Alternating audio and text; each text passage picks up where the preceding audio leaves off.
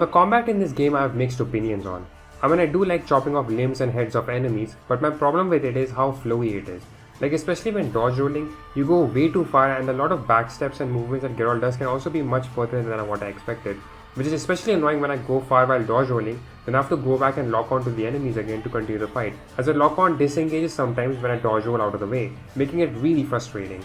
It also just feels really cartoony, and I get that witches have a different combat style to regular people, but what I find a bit underwhelming is that most of the animations during combat are just Geralt performing the same spinning and circular attacks over and over again.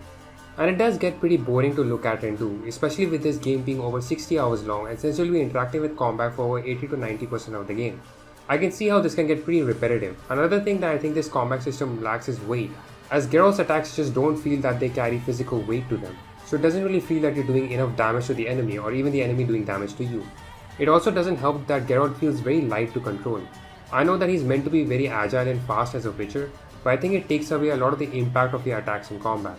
And sometimes even using signs such as Igni isn't really as effective. The combat in this game is serviceable at best. I wouldn't necessarily call it the strongest asset of this game. In fact, I would go as far as to say that it can be quite shallow and basic.